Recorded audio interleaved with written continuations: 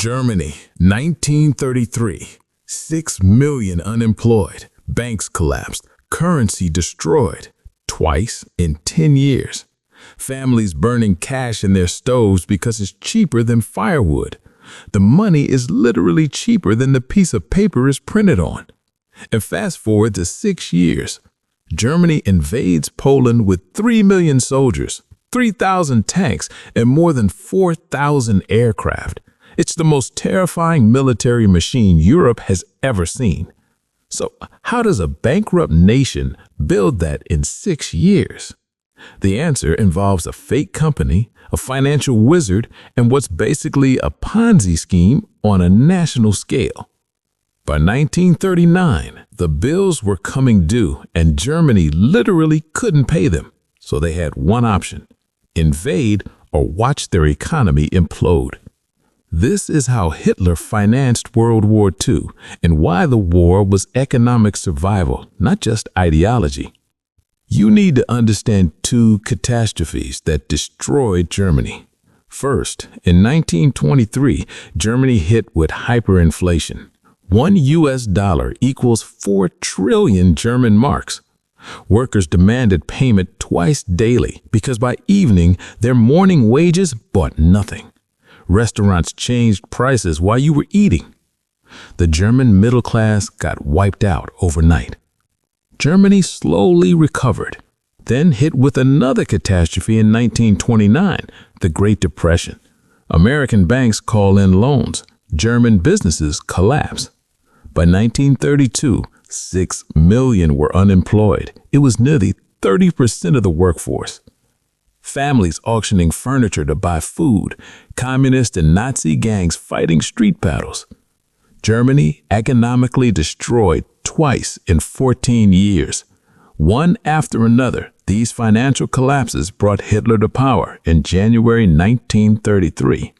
He promises to restore greatness, rebuild the military, and to defy Versailles. Well, some minor issues immediately confronted Hitler. Germany is broke.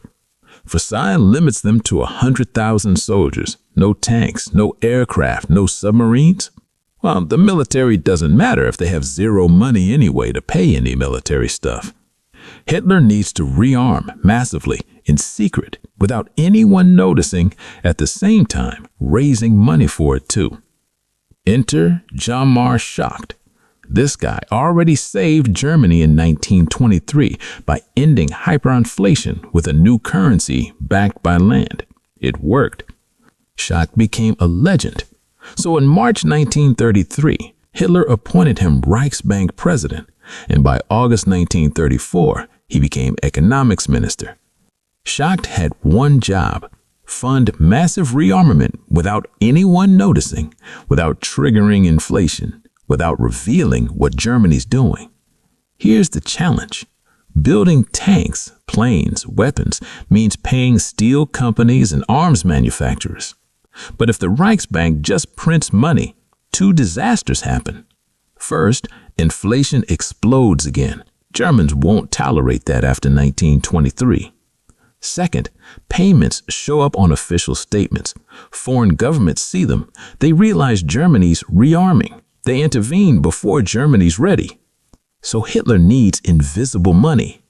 Schacht creates it. In 1934, he founded MEFO, aka Metallurgical Forschungsgesellschaft. On paper, it's a metals research consortium. Total capitalization, 1 million Reichsmarks. But in reality, it's a shell, fake company with letterhead and a bank account. But MEFO was about to fund the largest rearmament program in history. So here's how the scam worked. Imagine you're a German arms manufacturer in 1935. The government orders 1,000 tanks, but instead of paying you in Reichsmarks, they pay you in MEFO bills, IOUs, saying we'll pay you in 5 years. You don't want to wait 5 years. You need cash now. So you take these MEFO bills to a private German bank. The bank knows MEFO was backed by the Reichsbank. They give you cash, real Reichsmarks, maybe at a small discount, but cash. Here's the magic. The private bank takes MIFO bills to the Reichsbank. The Reichsbank converts it to cash. Critical part: these transactions never show up on the official balance sheet. MIFO bills are private obligations, not government debt.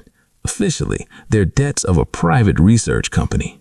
So when foreign governments examine Germany's finances, they don't see this massive rearmament spending. It's invisible. Between 1934 and 1938, Germany issued 12 billion Reichsmarks in MIFO bills. For context, Germany's entire national debt in 1932 was about 10 billion. They secretly added more than their total existing debt in hidden obligations. Nobody outside Germany knew until too late. By 1936, Germany violated every Versailles restriction. They had tanks, aircraft, submarines, a modern army. The Allies didn't intervene because they didn't realize how far it had gone. There's a catch. Those MIFO bills come due in 5 years. First bills issued in 1934 mature in 1939. Germany doesn't have 12 billion Reichsmarks to pay them back. So, what happens when the bills come due? Germany has 3 options. All of them are catastrophic. Option 1. Print 12 billion Reichsmarks. Instant hyperinflation, the same disaster that destroyed Germany in 1923. Germans will tolerate poverty. They will not tolerate watching their money become worthless again. Option 2. Default, aka declaring bankruptcy, and refuse to pay. Every German company holding MIFO bills loses everything. Banks that accepted them go bankrupt. The financial system implodes. The eventual result: who's going to build tanks for a government that doesn't pay its bills? Option 3. Find new money. But from where? From taxes? Well, Germans are already broke, so probably from foreign loans? Nobody will lend to Nazi Germany. But hey, they can cut military spending. But that defeats the entire purpose. There's only one source of money left. Take it from someone else.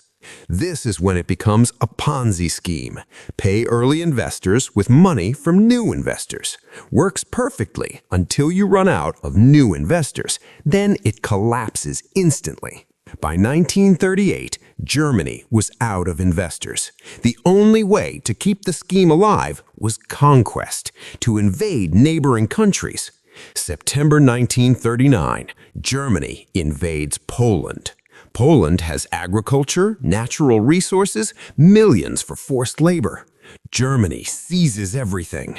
So, do you see it? The entire German Empire, the Nazi economy, was structurally designed to require conquest. Schacht saw this coming. By 1937, he's warning Hitler the economy is overheating. Spending is unsustainable. They're heading for collapse. Hitler ignores him. January 7th, 1939, weeks before the first MIFO bills come due, Schacht submits a desperate report urging spending cuts and balanced budget. And how was Hitler's response to this plea? On January 20th, 1939, he fired Schacht. Schacht built the machine, but also built in a time bomb. Hitler's solution was feeding it constantly. Feed it with Austria, Czechoslovakia, Poland, and eventually France, the Soviet Union, and everywhere else he can conquer. The war was the economy. By 1939, Germany had 2 choices: collapse or expansion. Hitler chose expansion. MIFO bills weren't the only revenue. The other sources were darker. When Germany conquered a country, they systematically looted it. Gold reserves, foreign currency, art, industrial equipment, raw materials. Anything they can get their hands on, they feed it to the machine. For example, in France, Germany imposed occupation costs. France paid Germany 400 million francs per day to occupy France. France is paying for its own occupation. And don't forget slave labor. Concentration camp prisoners were used as forced labor, building weapons, manufacturing parts, and mining coal. Companies like IG Farben and Siemens used camp labor. Prisoners worked to death. When they died, they were replaced. Hitler even looted from his own citizens as well. The Volkswagen, the people's car. Germans were told they could own a car through monthly payments. 275 million Reichsmarks collected. And how many civilian Volkswagens delivered during the entire Third Reich? 0. The factory converted to military production. German savers lost everything. When Germany invaded the Soviet Union in 1941, it wasn't just about racial ideology. It was about oil from the Caucasus, grain from Ukraine, all the resources to keep the economy from imploding. The war was the economy. When Germany started losing territory in 1943-44, the economic model unraveled. No more plunder, no more resources, just endless expenditure. So, again, the initial question, how did Hitler pay for World War II? Well, he didn't. Hitler basically tried to plunder from his people and from everyone else too. Hitler's Germany turned into basically a Ponzi scheme. Mifo bills came due in 1939. Germany didn't have the money, so they invaded Poland. Loot from Poland funded France. Loot from France funded the Soviet invasion. As long as Germany kept winning, the scheme worked. But the moment expansion stopped, everything collapsed. By 1939, Hitler had two options: expand or collapse. The Nazi economy wasn't built for peace. It was built for war. Hitler paid for World War II with promises he couldn't keep, money he didn't have, resources he stole, and labor he enslaved. The Nazi war machine was funded by a scam that required constant conquest. When conquest stopped, the economy died with the regime.